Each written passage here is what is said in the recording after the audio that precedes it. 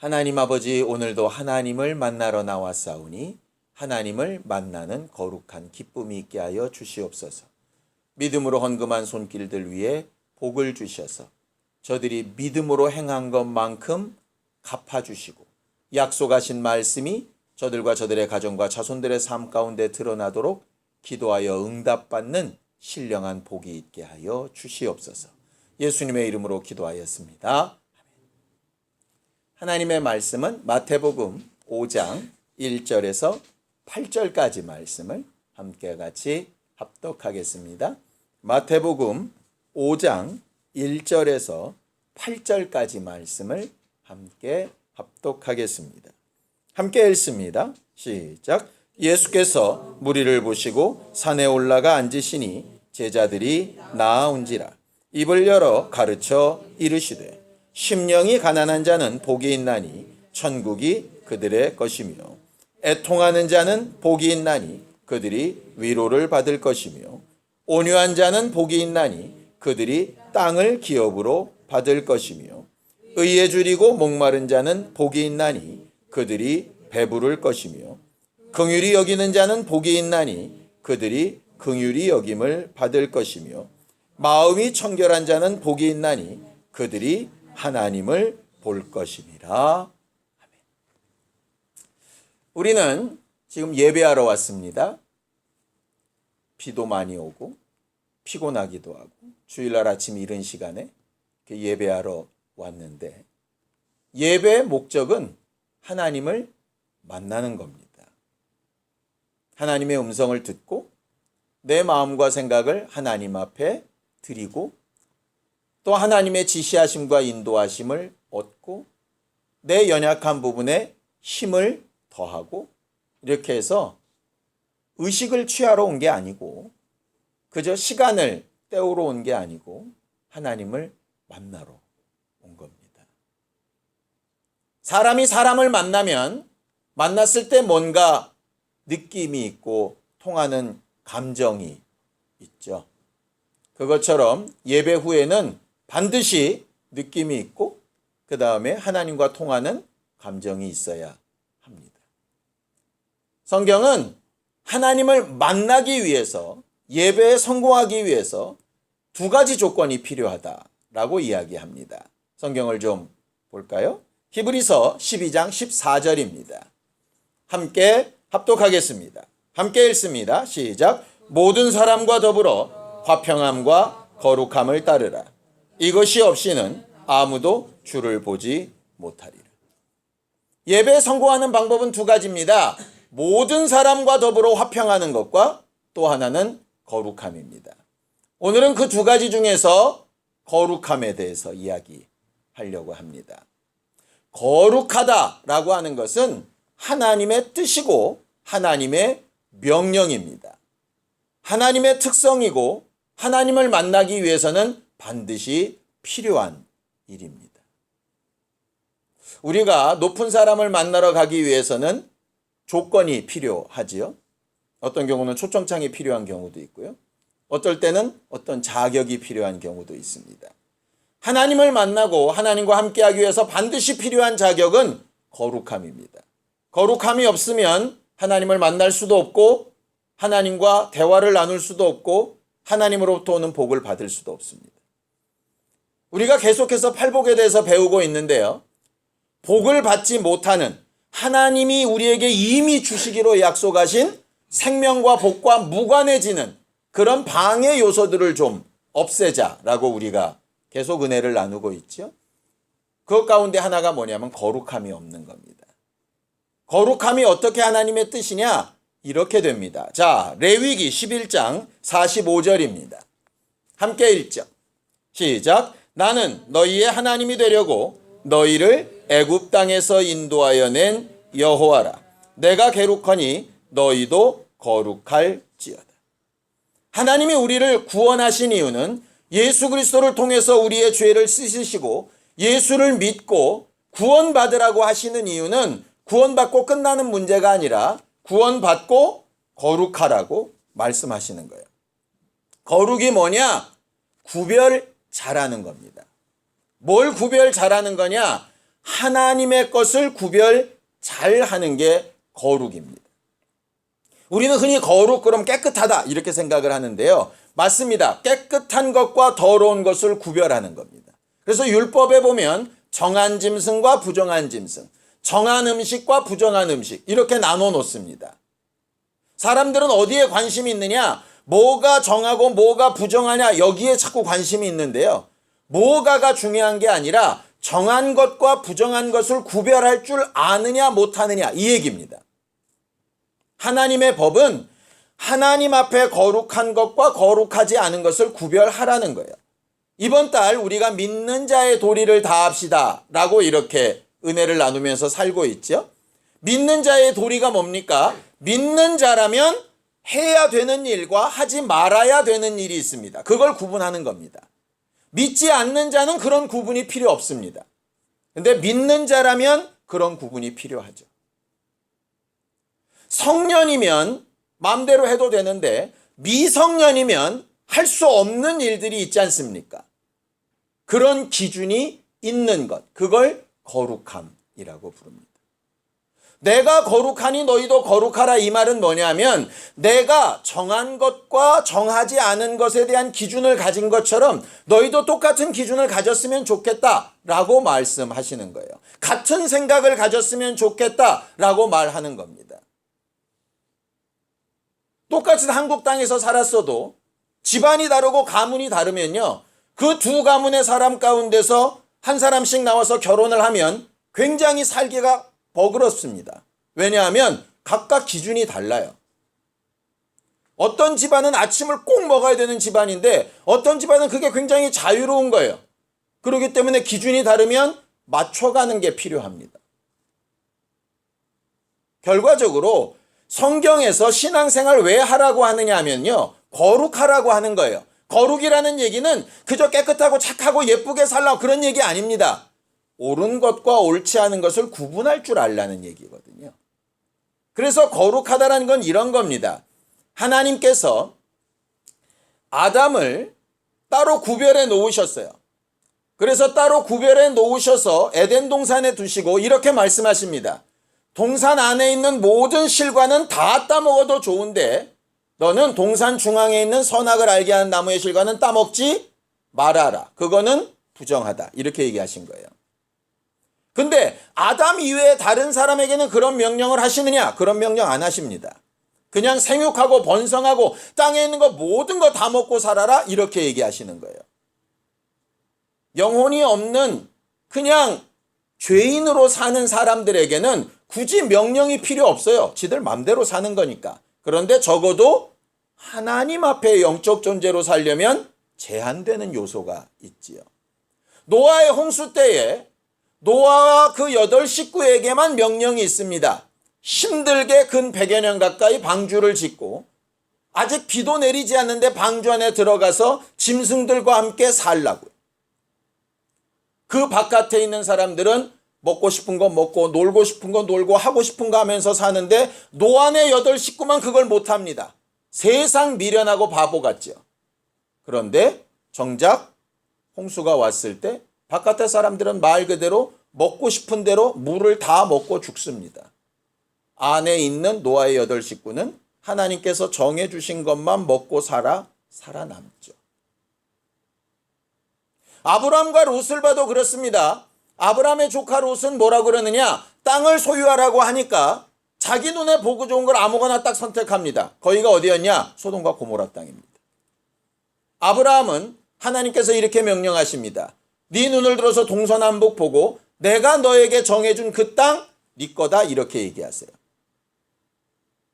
사울 왕과 다윗을 봐도 그렇습니다. 사울은 왕이 되어서 지 마음대로 삽니다. 다 죽이랬더니 살리고요. 살리랬더니 죽입니다. 점쟁이들 다 쫓아내랬더니 쫓아냈다가 지 필요하니까 또 다시 또 불러들여서 묻습니다. 자기 마음대로 삽니다. 다윗은 왕으로 기름 부음을 받았는데도 자기 마음대로 못합니다. 자기를 죽이는 원수인 사울도 함부로 해하지 않고 그 옷자락을 벤 것만으로도 굉장히 민망해합니다. 왜냐? 하나님께서 명령하신 게 있거든요.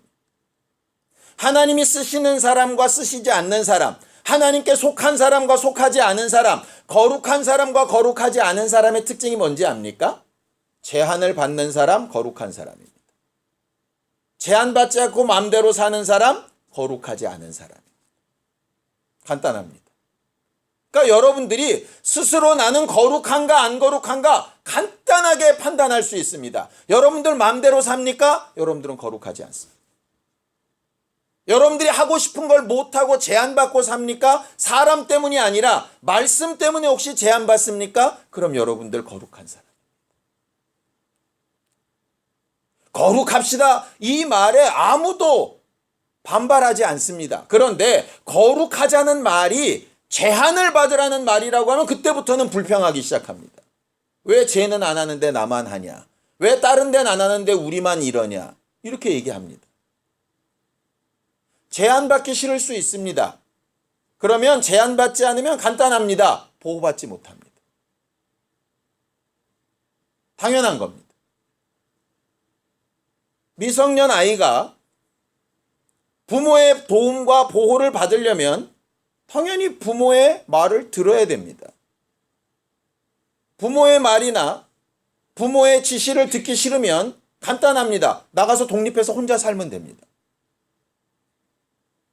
너무 당연한 일 아닙니까? 근데 제일 나쁜 도둑놈이 뭐죠? 자기가 들어야 될 건 안 듣고 누리는 건 다 누리고 싶은 거예요. 그게 죄입니다.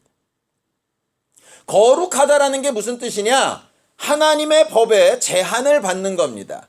하고 싶은데 법 때문에 못하고 하기 싫은데 법 때문에 하는 겁니다. 그게 거룩함입니다. 죄는 뭐냐? 하고 싶다고 법을 초월하는 거예요. 하기 싫다고 법을 초월하는 거예요. 그게 죄입니다. 그러니까 거룩하지 않는 게 죄입니다.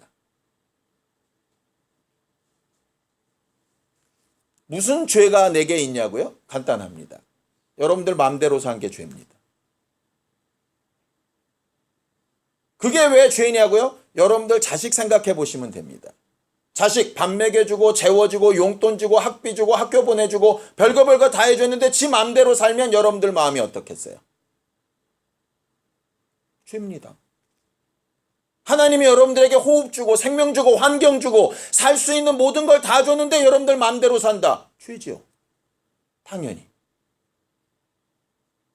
그걸 죄가 아니라 그러면 여러분들은 율법이고 하나님의 법을 떠나서 양심으로부터도 여러분들은 이상한 사람들입니다. 그래서 성경에 율법이 있기 전에도 양심이 율법이 된다라고 얘기하는 거예요. 거룩하다라고 하는 것, 이것은 구별한다는 것이고 제한받는다라는 거예요. 그런데 이렇게 거룩하려면 이렇게 잘 제한받고 이렇게 잘 하나님 앞에 뭔가 인도를 받아 살려면 어떻게 해야 되느냐? 가장 중요한 게 분별력이 있어야죠. 제가요, 난시가 심해가지고요. 시간이 갈수록 점점 더 그런 것 같아요.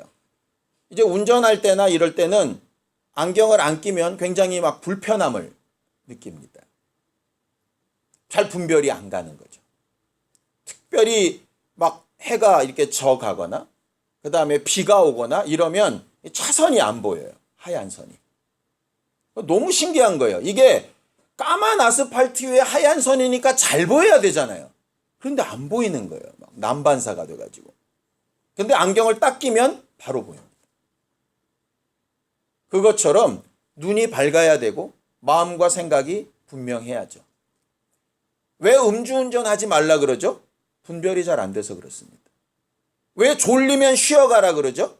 분별이 잘 안 돼서 그렇습니다. 비몽사몽간에 제정신이 아니면 운전하다가 사고 내기 십상입니다. 얼마 전에도 사고 나가지고 어르신들 여러분들 다치고 막 그랬던데. 오늘도 빗길에 운전 되게 조심해야죠. 왜냐하면 제대로 보지 못하고 제대로 마음과 생각이 분별이 안 되면 엉뚱한 사고 치기 십상입니다. 죄도 마찬가지라. 자, 성경을 좀 볼까요? 이사야서 44장 18절입니다. 이사야서 44장 18절입니다. 함께 읽습니다. 죄가 어디서부터 왔느냐? 시작. 그들이 알지도 못하고 깨닫지도 못함은 그들의 눈이 가려서 보지 못하며 그들의 마음이 어두워서 깨닫지 못함이라. 죄는 그래서 깨닫지 못하고 분별하지 못하고 뭐가 옳은지 그른지도 알지 못하는 겁니다. 여러분들 언젠가 그런 날 있지 않습니까? 하루가 다 지났는데 오늘 하루를 내가 어떻게 썼는지 모르게 지난 날 혹시 있지 않습니까? 소위 멍 때리고 지난 날이요. 재밌는 건요, 아침부터 정신없이 시간을 쪼갰어도 하루가 가고요, 멍청하니 하늘만 쳐다보고 있어도 하루가 갑니다. 제가 그렇더라고요.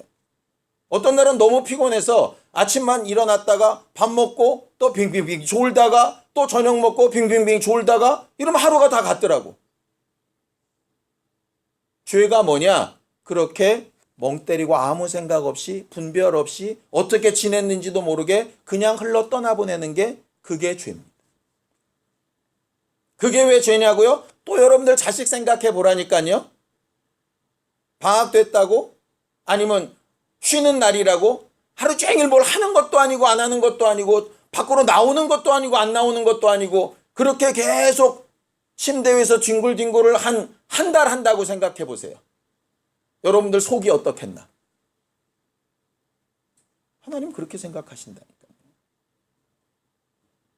세상으로는 바쁘죠. 출근도 하고 사람도 만나고 접대도 하고 뭐 영업도 하고 다 했습니다. 그런데 여러분들 영혼은요. 멍 때리고 하루씩을 쭉쭉쭉 보내면 여러분들 아버지라면 어떻게 생각하시겠느냐. 거룩하다라고 하는 얘기는 뭐냐 하면 행동으로 막 뭘 잘하고 이런 것까지 아직 바라지도 않습니다. 적어도 내가 지금 영혼을 가지고 시간을 어떻게 보내고 있지라도 정신을 좀 차려야 되는데 예배 시간도 그냥 막 다 흘려 떠나보내고 기도하는 시간도 그냥 막 흘려 떠나보내고 아무 관심도 없고 이러면 그게 결국 죄예요. 여러분들이 누구를 죽이거나 남에게 손해를 끼치는 죄는 안 했는데요. 여러분들 영혼을 무관심하게 방치해 놓는 것 자체가 죄예요. 왜? 거룩하지 않은 거거든요. 그게 이해가 안 되면 여러분들 자식들로 딱 대체를 해보라니까요. 여러분들이 여러분들 영혼을 방치하고 있는 것을 여러분들 자식이 눈앞에서 굴러다닌다고 생각을 해보시면 너무 간단한 답이 나오는 거예요. 하나님의 속이 터질지 안 터질지. 거룩함은 그래서 정신 차리고 깨어있는 거예요. 죄는 복을 가리는 가장 큰 함정입니다. 거룩하지 않은 게 바로 그거예요. 성경 본문으로 돌아가 볼까요? 8절입니다. 마태복음 5장 8절 함께 읽습니다. 시작. 마음이 청결한 자는 복이 있나니 그들이 하나님을 볼 것임이라 그랬습니다. 마음이 청결하다고 하니까 깨끗하고 순하고 얌전하고 뭐 이렇다는 얘기가 아닙니다. 그러면은 여기 있는 사람들 중에 거의 대부분은 가망이 없습니다. 왜냐? 우리는 기본적으로 싸납고 욕심 있고 자기 이익에 침해가 되면 이게 날카로워지거든요. 근데 여기서 말하는 마음이 청결하다는 얘기는요, 순수하고 착하다는 의미가 아니에요. 잘 정리되어 있다라는 뜻이에요.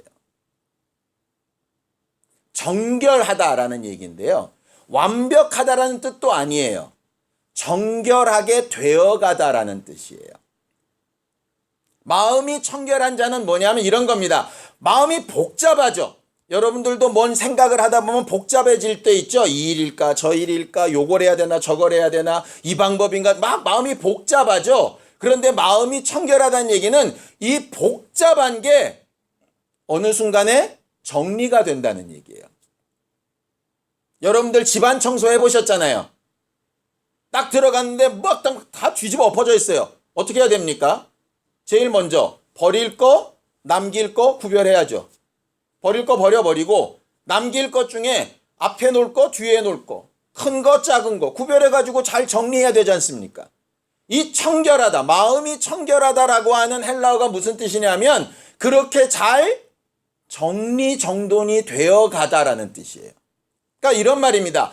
마음이 잘 정리정돈 되어져 가고 있는 사람은 복이 있다는 얘기예요.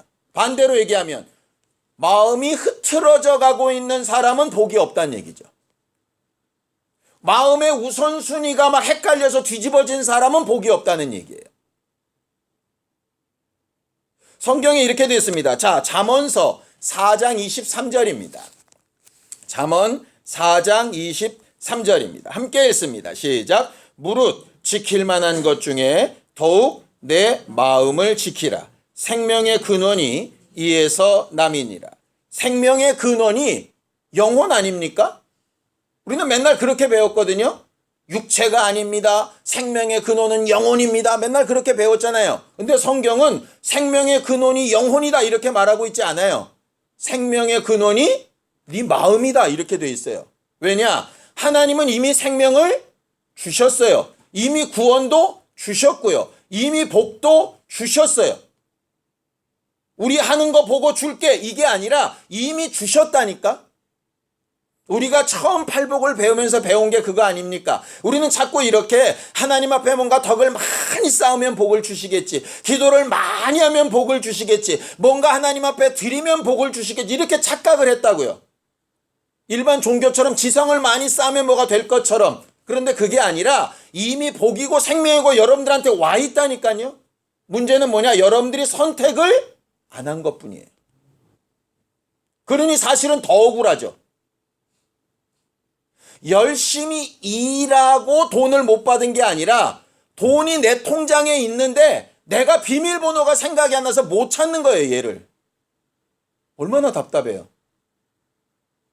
남을 탓할 수가 없다고. 그러니까 내가 이 일 했는데 사장이 돈을 안 줬으면 그 놈이 나쁜 놈이라고 얘기를 하면 되는데 이미 사장은 돈을 줬어요. 그런데 내가 복이 없어가지고 비밀번호가 몰라서 도장을 잃어버려서 내 신분증이 없어서 돈을 못 찾는 거예요. 있는데 굶어 죽어가는 거예요. 누굴 탓할 거예요? 그래서 생명의 근원이 너희 마음에 있다라고 얘기해요. 성경에 계속해서 마지막 날 때 하나님 앞에 너희가 핑계할 것이 없다 이렇게 얘기합니다. 왜 핑계할 것이 없냐? 안 주신 게 아니기 때문에 그래요. 안 주신 게 아니기 때문에. 이런 겁니다. 부모가 돈이 없어서 학원에 못 보내주고 부모가 능력이 없어서 애를 못 도와줘서 그러면 아이가 부모를 탓할 겁니다. 내가 부모를 잘못 만나서 이랬다고. 내 부모가 학원도 보내주고 돈도 주고 학비도 내주고 별거 다 했습니다. 그런데도 공부 안 했다. 누구 책임이에요? 자기 책임이에요. 핑계할 게 없는 거예요. 도리어 핑계 정도의 문제가 아니라 내가 너를 위하여 수고한 거에 대한 그걸 무시당한 값어치를 내놔야 될 판이에요. 지금. 우리의 신앙생활이 그렇다고요. 근데 마치 신앙생활을 어떻게 하느냐? 남의 일처럼 하는 거예요. 남 일처럼. 여러분들 영혼을 위해서 여러분들 하라는 얘기입니다. 근데 마치 남의 집 불궁여 가듯이 그렇게 관심이 없어요. 관심이 없으면 하나님도 도우실 수 있는 방법이 없어요. 마음이 청결한 자가 복이 있다라는 얘기가 바로 그겁니다. 성경에 마태복음 23장에서부터 보면 이렇게 되어 있습니다. 8가지 복을 얘기하신 하나님이 화를 얘기하세요. 화 있을진저 외식하는 서기관들과 바리새인들이라 그러면서 여러 개의 화를 얘기하십니다. 그때 똑같은 내용이 뭔지 압니까? 이런 겁니다. 너희들이 11조는 껍데기로 되게 잘 드리는데 마음속에는 하나님께 감사하는 마음이 없어. 겉으로 행동은 기도하고 멋지게 예배드리러 가는데 마음은 하나님을 의지하는 마음이 하나도 없어. 너희들이 겉껍데기는 굉장히 멋지게 잘 꾸미고 있는데 그 안에는 마치 시체가 들어있는 것처럼 썩은 냄새가 풀풀 나. 계속 같은 얘기인 거예요. 뭐냐? 하나님은 껍데기로 보시는 분이 아니라 우리 속까지를 보시는데 속마음이 정리가 안 돼 있으면 도우실래야 도우실 수가 없다. 그러니까 이렇게 되는 거죠. 나는 계속해서 주일 한 번도 빠진 적 없는데 왜 복을 못 받습니까? 내가 얼마나 많이 하나님 앞에 헌신했는데 왜 복이 안 됩니까? 내가 하나님 앞에 얼마나 많이 기도했는데 왜 응답이 안 됩니까? 곰곰이 생각해서 여러분들 마음속이 정리되어 있습니까? 우선순위가 분명한가요? 간혹 이런 때 있지 않습니까? 어제도 제가 그랬습니다. 데일밴드를 찾는데요. 저희 집 약통이 있는 서랍이 있습니다. 얼마 크지도 않아요. 요 강대상만큼밖에 안 돼요. 그런데요. 분명히 있어요. 거기. 못 찾겠더라고. 한번 찾다가 못 찾아. 애 없나 보다. 그래도 열받아서 또 꺼냈어요. 다시 막 꺼내서 보니까 있어. 웃긴 건 정리가 안 돼 있으니까요. 요만한 상자 안에서 필요한 걸 못 찾아요. 분명히 있어 거기. 복이 분명히 거기 있는데 정리가 안 돼서 못 찾아요. 생명이 거기 있는데 정리가 안 돼서 못 찾아요. 응답이 거기 있는데 정리가 안 돼서 못 찾아요. 여기가 정리가 안 돼요. 얼마나 답답해요. 차라리 없으면 포기라도 하는데 빤히 눈앞에 두고 정리가 안 돼서 못 찾으면 얼마나 바보 같겠어요. 하나님이 답답하신 게 그거예요. 네 앞에 생명도 복도 다 줬는데 왜 마음을 정리 못하고 선택을 못하냐. 우리나라 속담에 그런 거 있죠. 평양감사도 지하기 싫으면 못하는 거예요. 마음이 정해지지 않으면 안 되는 거예요. 말씀을 듣고 기도하고 하는 것은 하나님의 기준에 맞춰서 내 마음을 정하고 정리하려는 거예요. 이게 자꾸 어지럽게 되어지면 안 돼요. 하나님은 분명히 이렇게 얘기했습니다. 창세기 6장에 보면 사람들의 모든 생각과 마음이 기본적으로 악하고 부패되어져 있다. 죄 때문에 어쩔 수가 없다. 타고나기를 그렇다. 이렇게 얘기하는 거예요. 그러니까 기본적으로 어지럽힌 상태다. 니들은 다. 이런 얘기예요. 그러니 누가 잘 정리해서 청소 잘하냐의 문제라는 거예요. 성경을 좀 보죠. 예레미야서 17장 9절에서 10절입니다. 예레미야서 17장 9절에서 10절. 함께 읽습니다. 시작. 만물보다 거짓되고 심히 부패한 것은 마음이라. 누가 능히 이를 알리오마는 나 여호와는 심장을 살피며 폐부를 시험하고 각각 그의 행위와 그의 행실대로 보응하겠다 이랬습니다. 마음과 생각이 먼저, 그 다음에 행실과 결과는 나중입니다. 하나님 앞에 우리가 응답을 얻고 하나님의 도우심을 얻기 위해서는 반드시 필요한 게 마음을 성결하게, 정결하게 정리하는 일입니다. 기도는 우리의 속마음의 소원만 외치는 게 아니라 기도하면서 사실은 우리의 마음과 생각을 정리해 가는 겁니다.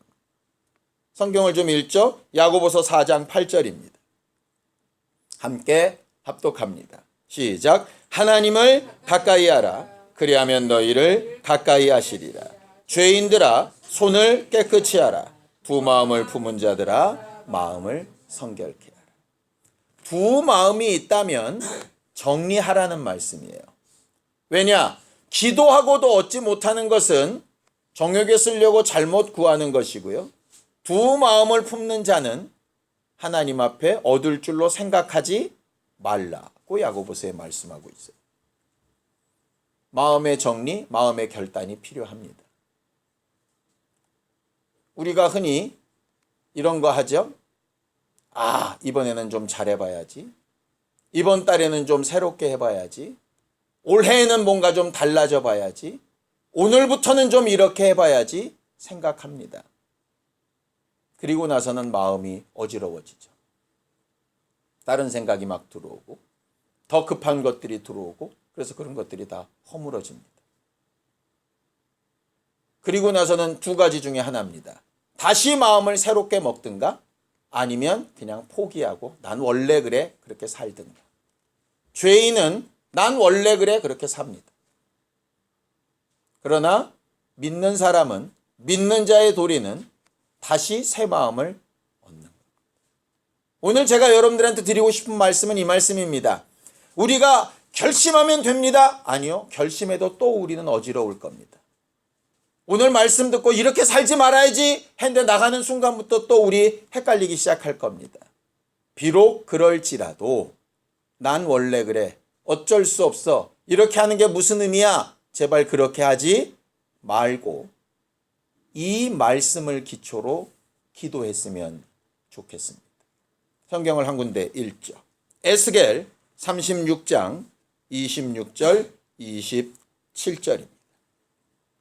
에스겔 36장 26절 27절 함께 합독하겠습니다. 함께 읽습니다. 시작. 또 새 영을 너희 속에 두고 새 마음을 너희에게 주되 너희 육신에서 굳은 마음을 제거하고 부드러운 마음을 줄 것이며 또 내 영을 너희 속에 두어 너희로 내 율례를 행하게 하리니 너희가 내 규례를 지켜 행할지라.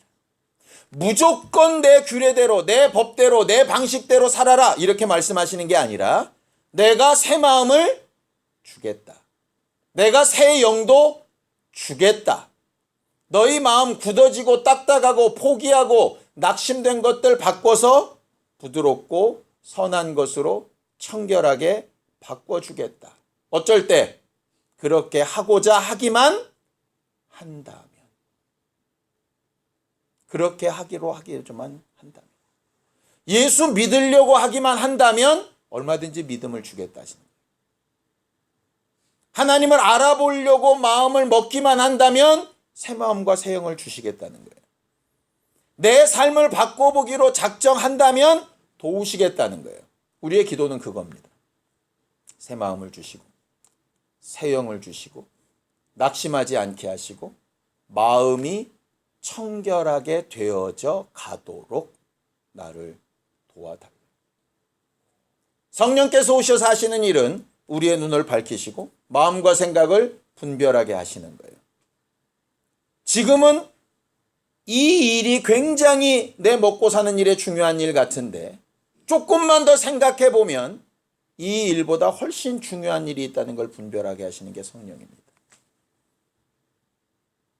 그 음성을 듣고 생각을 바꿀 수 있는 사람이 거룩한 사람이에요. 원래 했던 대로 제 하고 싶은 대로 그냥 가는 사람은 죄인입니다. 여러분들은 인정하기 싫겠지만 죄인입니다. 하나님의 도우심도 필요 없고 하나님이 공급하시는 호흡도 필요 없고 하나님이 여러분들의 허락하신 환경도 필요 없이 여러분들 스스로 살 수 있다면 그렇게 살면 됩니다.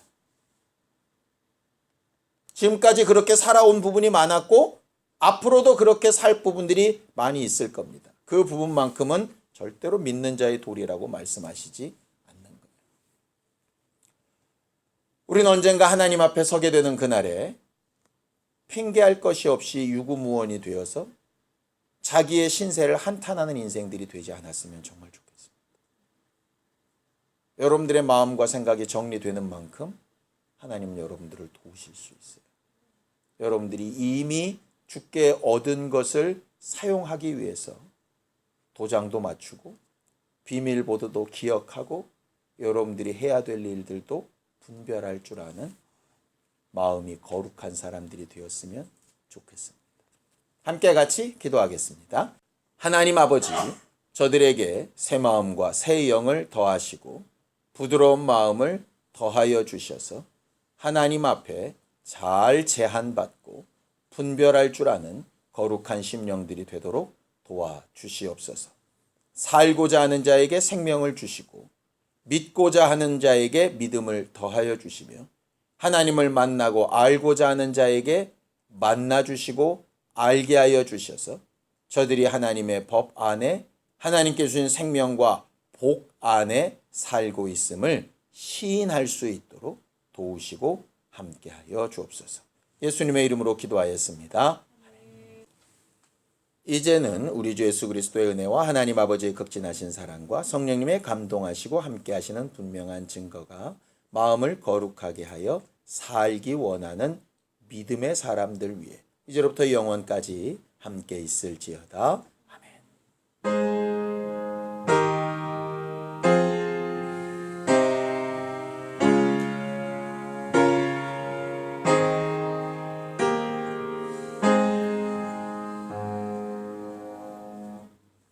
우리 예배 받으신 하나님 앞에 감사 드리겠습니다. 수고하셨습니다. 감사합니다.